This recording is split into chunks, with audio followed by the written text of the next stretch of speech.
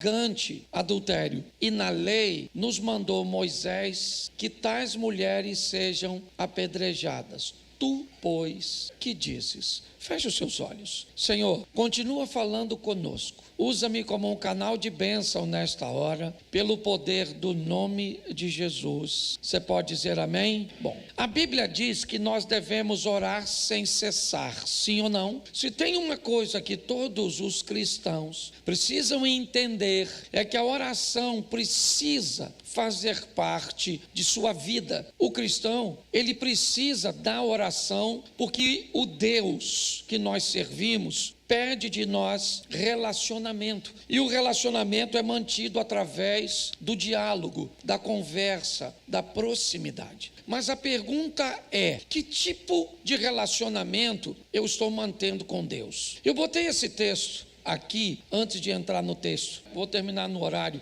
tenho 19 minutinhos, mas vai dar. Eu quero te mostrar, volta ao verso 1, por favor. Acompanhe comigo só para você entender isso e ficar mais fácil de aplicar. João 8:1, volta para o 1, por favor. Jesus, entretanto, foi para o Monte das Oliveiras, verso 2. De madrugada voltou para o templo e todo o povo ia ter com ele, e ele assentando os ensinava. Preste atenção, que eu quero te mostrar o mesmo tempo sendo usado de duas formas diferentes. O verso 1 diz que Jesus vai para o Monte das Oliveiras naquela noite orar. Pela manhã, de madrugada, mas já amanhecendo, ele vai para o templo. Ele está no Monte das Oliveiras. Sabe aquela foto que você vê do Domo da Rocha? Aquela cúpula dourada. Normalmente as fotos que mostram aquela cúpula está sendo tirada do Monte das Oliveiras. É como se eu tivesse aqui tirando uma foto aproximadamente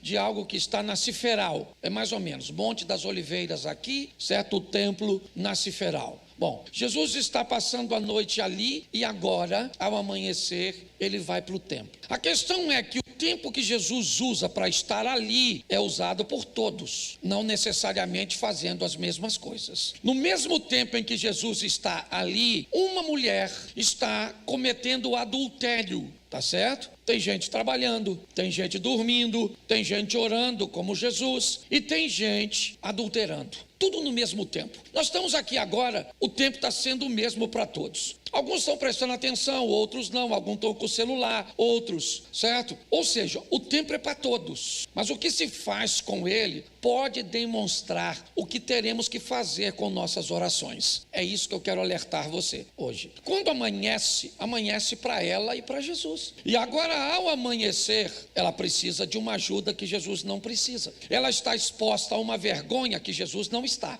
Mas qual é a diferença entre ela e Jesus? É o que ela resolveu fazer. Eu vou ter que orar sempre. Mas me ajude aí. Será que eu preciso orar como todo mundo ora? Será que algumas pessoas não precisam usar o tempo de sua oração, estabelecendo uma conexão com Deus para corrigir coisas? E naquele mesmo período, alguém pode estar orando de uma forma muito mais suave, muito mais leve, porque tomou decisões diferentes. Nós vamos orar sempre, mas a pergunta é: eu estou sempre apresentando a Deus as minhas dificuldades, os meus problemas, ou será que eu já aprendi a viver de uma forma onde os meus problemas foram minimizados pela minha obediência e pela colocação das instruções do Evangelho na minha vida? Eu acho que vale a pena nós refletirmos sobre isso. Parar de orar nunca, orar sem cessar. Mas que tipo de oração tem sido a minha? Ela é sempre de propósito corretivo? Ela sempre está conduzindo para Deus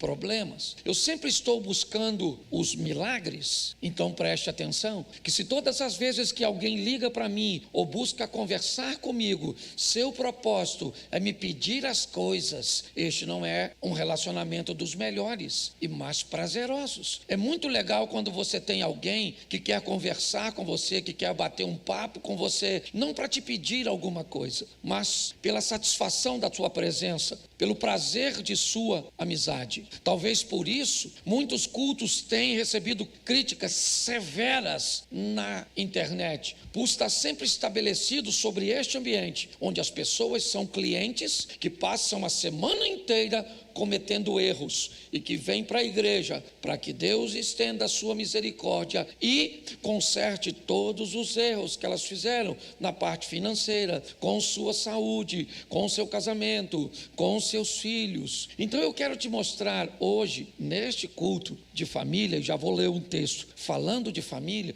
para que você avalie qual é a pauta, tá bom? Qual é a pauta de sua conversa com Deus? Quando casais me dizem, eu pergunto para os casais, e aí, como é que está a comunicação? Não, a gente conversa pra caramba. Não, eu não estou perguntando o tempo de conversa. A minha pergunta é a pauta da conversa. Tem casais que conversam muito, porque precisamos pagar, porque precisamos fazer, porque os meninos estão isso. A pergunta seria, quando é que a conversa envolve vocês dois? Quando a conversa fala de vocês, de como está a nossa amizade, nossa intimidade? A pauta, ela é muito importante. Então, quando nós vamos falar em oração, é importante entendermos com que pauta nós temos orado. E isso talvez possa definir nosso relacionamento com Deus. Se você só leva para Deus problemas, eu entendo isso perfeitamente. Mas a pergunta é, sua vida não anda bem e seu relacionamento com Deus também não. Quando você continua orando sem cessar, mas não por ter uma necessidade de apresentar problemas, mas sim pelo prazer de sentir e ter a presença de Deus na sua vida, isso significa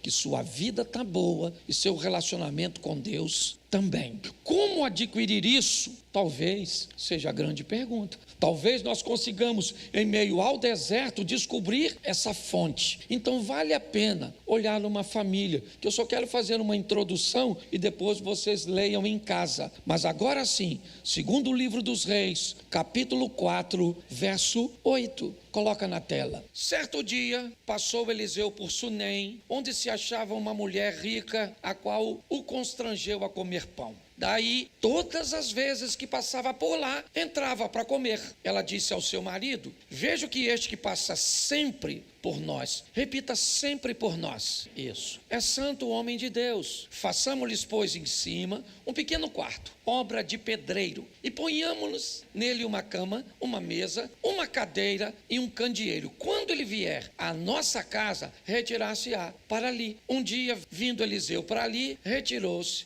para o seu quarto e se deitou. Olhe para mim. Vamos dar uma olhada nessa família, ok? Marido e mulher, são só os dois. E a formação simples, básica de um novo núcleo familiar. Uma nova família se forma quando alguém oriundo de um lar se une a outro e agora eles formam um novo núcleo familiar. Uma nova família está nascendo. Tá certo. Eles estão caminhando juntos, situação econômica boa deste casal, são parceiros, ok? Costumam construir as coisas juntos, uma boa esposa e um bom marido. Se você for olhar este relacionamento de perto, você vai descobrir algumas coisas bem legais sobre ele. Olhamos uma mulher dinâmica que é capaz de convidar um homem na rua para ir à sua casa, mas olhamos uma mulher submissa que antes de tomar decisão, consulta seu marido. Nós vemos uma parceria, quase uma sociedade, uma cumplicidade, um casal bem alinhadinho, tá certo? E o texto diz que essa mulher rica, que morava em Sunem, ela começou a ver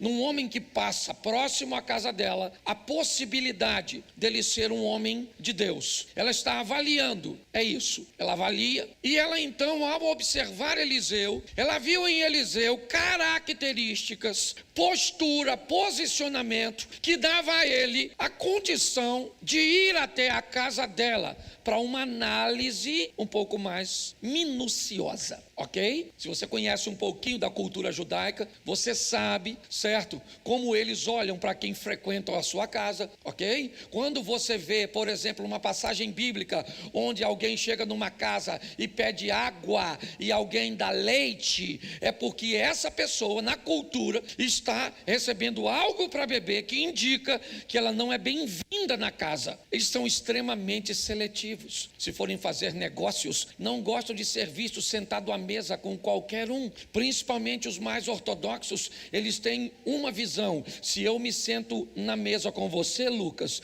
eu estou validando você. Se eu permito que você faça parte de minha intimidade, eu valido você. Então ela observa ele de longe, e ao observar de longe, ela acredita que ele pode frequentar sua casa. Ela então leva Eliseu para sua casa, apenas para um lanche, apenas para uma comida, algo muito pontual, tá certo? É um momento que ela vai avaliar se ele não é apenas uma impressão, se ele não é apenas uma visão à distância, ou se ele tem qualidades que dará a ele o passaporte para frequentar a casa dele, ou a casa dela. Automaticamente, Eliseu vai fazer a mesma coisa. Um dos homens mais seletivos do Velho Testamento, ele é. Se ele vai à casa daquela mulher e ela não se veste direito, não se comporta direito, não age direito, se ela o convidasse de novo, ele iria? Não. Se ele vai à casa dela e não sabe se comportar, e come demais, e é mal educado, você acha que ela o chamaria de novo? O que eles estão fazendo é estabelecendo um ambiente de proximidade, onde os critérios deles é que vão prevalecer e vão determinar se o outro entra ou não. Que critérios você usa para se sentar à mesa com pessoas? Que critério você usa para fazer negócios? Que critérios um menino tem que ter para ser amigo de seu filho? Que critérios uma mulher precisa cumprir para fazer parte da amizade com sua esposa? Pare e pense. Quanto mais fortes forem nossos critérios, melhor serão nossas orações. Quanto mais assertivos formos em nosso posicionamento, nossas orações praticamente não trarão petições a nosso respeito. Eu fico imaginando quantas orações Jesus fazia pedindo coisas para si, da maneira cuja qual ele se comportava e vivia. Quando está orando por Lázaro, ele diz: eu bem sei que o Senhor sempre me ouve. A grande questão da vida é essa, não é o quanto você ora, é a pauta. Porque se a vida estiver bagunçada, a pauta também vai estar bem bagunçada. Essa mulher agora tem critérios, ela leva Eliseu e ali ela avalia Eliseu. Ela chama seu marido e diz: vejo que este que passa sempre por nós é um santo homem de Deus. Só com uma visita ela descobriu que ele era santo? Sim ou não? Claro que não. Eliseu entrou para comer e dali, todas as vezes que passava por lá, ele entrava para comer. Ali ela começa a observá-lo. Isso, você quer parar de ter problema com amigos? É isso? Sério? Você está com muitos problemas com seus amigos? Você está com problema com seus familiares? É sério isso? Por que é que você tem problema com seus familiares? Por que é que você tem problema com seus amigos? Por que é que você tem problema na igreja com pessoas? É simples. Você não estabelece limites. Você não estabelece fronteiras. Você não determina até onde as pessoas vão. Você tem medo de colocar as pessoas no seu lugar. É isso? Você está com problema com seu cônjuge? Talvez hoje seja difícil reposicioná-lo, porque você deixou ele ganhar tanto território. Pastor, mas eu tenho medo de perder o relacionamento. Então adapte-se. É isso? Eu prefiro me adaptar à sua ausência do que me adaptar ao seu desrespeito. A gente precisa definir o que é que nós estamos querendo. E não estou falando de amor ao próximo, não. Eu estou falando de equilíbrio, de determinação. Nós precisamos melhorar nosso relacionamento. É isso. Ele entrou diversas vezes e diversas vezes, ao observá-lo, ela descobre que ele é um santo homem de Deus. Aí você vem para a igreja, frequenta 2 cultos, nem conhece a pessoa do lado e conta seu segredo para ela. Aí você é um novo convertido, alguém corta do teu lado, te pede dinheiro emprestado e você empresta sem saber. Aí não te paga e cai na conta do pastor. Ovelha do pastor Cláudio, ovelha do pastor Cláudio, do pastor. Que eu aprendi uma coisa: igreja é assim, Lucas, se tudo dá certo é porque Deus é bom. Se tem problema na igreja é o pastor, que não é nada. Se o troço dá certo, eu não recebo os louros. Mas se dá errado, pancada no pastor. Olha, eu vou passar uns 10 minutinhos igual eu passei pro outro, tá certo? E se você tiver que ir embora também não tem problema não. Vá na bênção do Senhor. É porque tem uns pastores que dizem: se você sair antes do culto acabar, você perde a bênção. Isso aqui é culto, não é feitiçaria, tá certo? Você vai abençoado. Eu só queria que você desse um espaço, um pouquinho aqui, até porque eu avancei o dos outros, tá certo? O primeiro culto para conversar com você. Então, escute só. O que está vendo é um ambiente de seleção. Ela olhou e falou para o marido: vejo que este que passa sempre por nós. Olha que o cara está na parada, ele não está falando porque a mulher dele é meio proativa, certo? Mas ela está falando: ó, amor, ele passa por nós, tá, amor? Você não fala não, né? Porque tem homem que não fala. Às vezes o cara é autoridade, mas ele é mudinho. O cara até é macho pra caramba, macho, mas é um macho calado. E ela é uma fêmea falante, entendeu? Porque tem gente que acha que porque o cara não fala, ele não é macho. Às vezes você vê tudo acontecendo, a mulher faz, mas tudo vai lá. E aí, amor, posso fazer? É um cara econômico, tem uns caras econômicos. Esse dia a mulher falou comigo assim, pastor, eu tenho 20 anos de casada, ele só que me ama uma vez. Aí eu falei, pô, cara, sério? Ele falou, pastor, deixa eu falar uma coisa pro senhor. Quando eu casei com ela, eu falei, eu te amo. Avisa a ela que o dia que eu mudar de ideia, eu aviso, mas eu não vou ficar falando toda hora, eu te amo, eu te amo. Eu não fui. Eu falei, nossa, que homem romântico. Então, caladinho. Ela foi lá e falou com ele, vejo que este que passa sempre por nós, façamos, ponhamos, para quando ele vier à nossa casa. Preste atenção, essa mulher e o marido, ó, afinadinho, certo? E aí Eliseu, crente é igual pombo, não dá comida, que ele vai e leva os outros com ele. Pode olhar.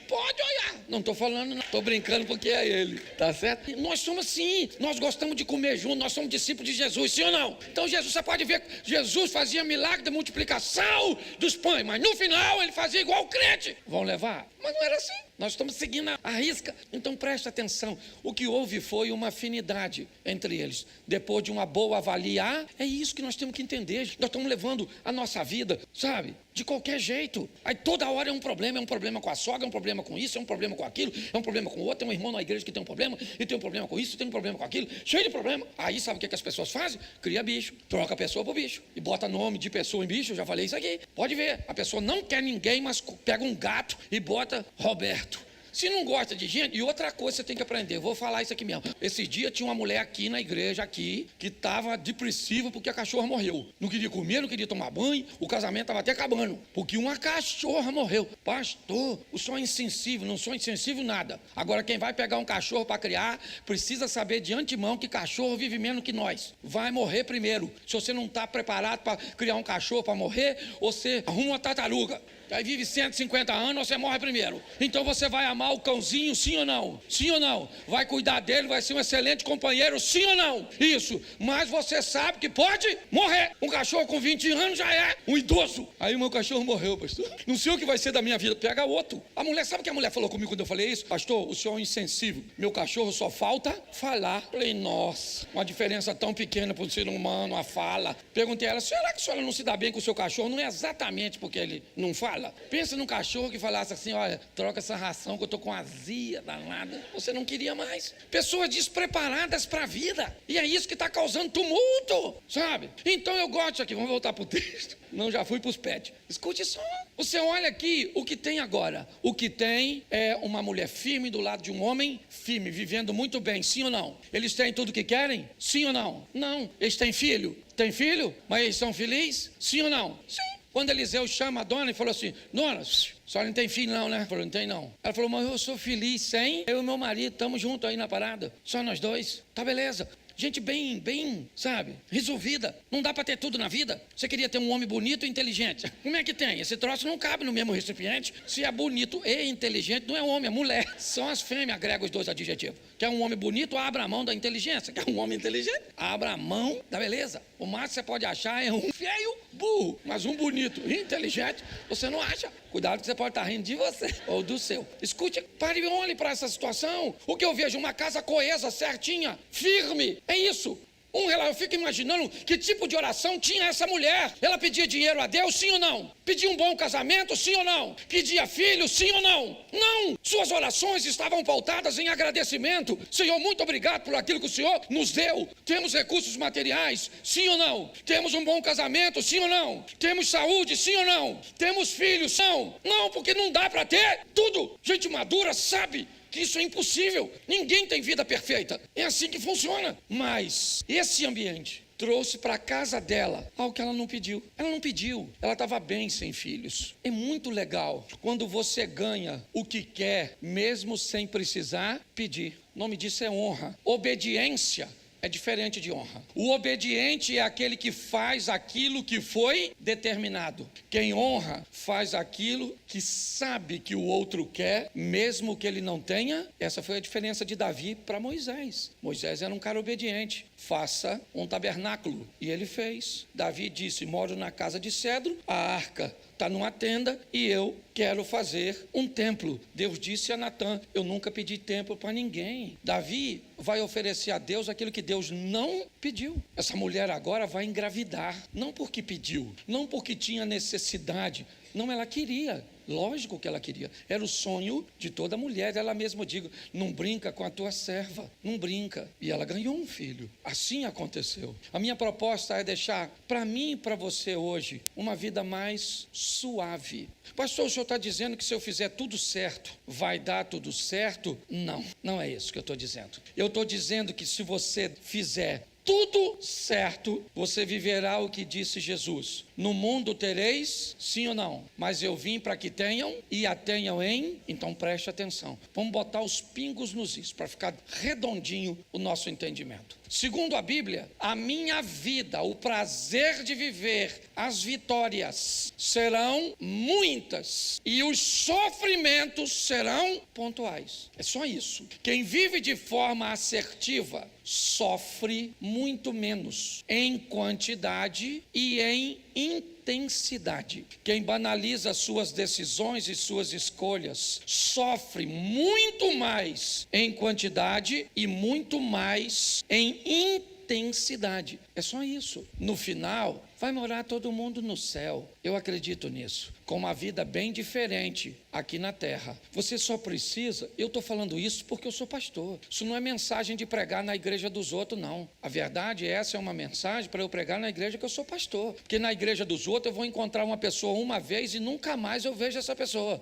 Então eu não lido com o resultado dela. Agora, qual é a minha preocupação? Aqui na quarta-feira você está aqui. Domingo que vem, você está aqui. Aí você está no culto dos homens, está no culto das mulheres. Aí teu filho frequenta, certo? O trabalho de adolescente. E aí você começa a andar comigo e eu começo a descobrir que a sua vida não mudou nada. Eu começo a descobrir que o seu nível de sofrimento, ele permanece o mesmo de quando você entrou, ou ele piorou. E isso me causa desconforto, porque indica que eu não estou fornecendo a você a ferramenta. Não, pastor, manda a gente orar. Tá bom, então vamos embora. Vai lá, ora por esse problema hoje. Amanhã, aí você ora por esse problema, comete erros e aparece esse. Aí o milagre desse aqui foi, mas você não dá nem tempo de respirar, porque esse aqui já está na fila para você resolver. Aí você resolve esse, trocou esse por esse. Esse, você trocou por esse. E assim você vai, porque a sua oração sempre tem que ser para resolver problemas e nunca para ter um bate-papo com Deus, certo? Vamos imaginar Deus conversando com Adão. Vamos? Lembra quando Adão estava no paraíso? Para que Deus ia conversar com Adão? Adão não tem problemas, o local é o paraíso, mas não era para resolver problemas. Então a pergunta é: o que nós estamos fazendo, gente? Pare e pense nisso. Eu queria deixar essa reflexão para vocês nesse nosso segundo momento. Amanhã é segunda-feira para todos nós, não a mesma segunda-feira, não uma segunda-feira assertiva, não uma segunda-feira de bênção, não.